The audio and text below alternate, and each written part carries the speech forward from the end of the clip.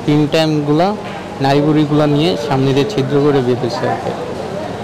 Screen time যেটা বলে আর কি, ওটা পুরাটা ঢুকছে, ঢোকার কারণে সামনে দিয়ে নাড়িভুড়ি নিয়ে বের হয়ে গেছে। আওয়ামী লীগের লোকরা একটা গুলি ছিল, আর ভিতরে 256টা স্ক্রিন টাইমের ছিল আর কি। তো ওগুলা অপারেশন করছে আমার 4 ঘন্টার বেশি সময় ধরে, 5 তারিখ রাতে এদিকে।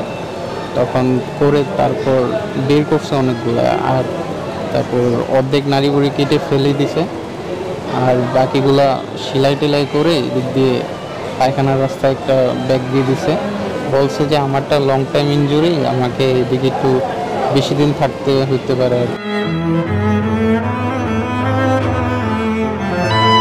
আমি তো আমার পরিবারের বড় ছেলে, যেই শৈশব শাসকরা গুলি চালাইছে তাদের প্রতি তো কিছু বলার নেই, তারা মানুষ মনে করে নেই। আমাদের এলাকায় 4 তারিখে কুমিল্লার 4 নং সেক্টর আর কি, ওই যে থানা আর কি, ওই জায়গার এমপি মহোদয়, তারপর চেয়ারম্যান, ওনারা সবাই নামছিল 4 তারিখে, নেমে গোলাগুলি করছে।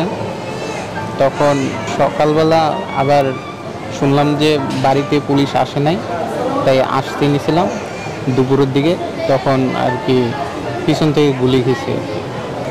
আগের দিন আন্দোলন করছিলাম, ওই দিন এমপি নামছিল আর কি আমাদের নিজেদের, ওই এমপি নেমে নিজে গুলাগুলি করছিল আর কি। তা আমি যে এই অবস্থায় পড়ে আসছি, তা আমার বাবা মাকে কে দেখবে?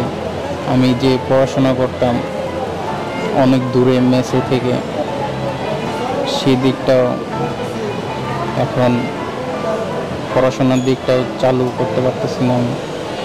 এখন তেমন কিছু লাগে না, ভিতরে মনে হয় যে কিছু বেঁধে রাখছে এরকম লাগে আর কি। কাশি টাশি জুড়ে দেওয়া যায় না, কথা জুড়ে বলা যায় না আর কি। স্বাধীন, তো সবাই নিয়মকানুন মেনে চলবে, কেউ নির্মমভাবে যে এরকম ঘটনা ঘটলো এরকম জানি আর না হয়।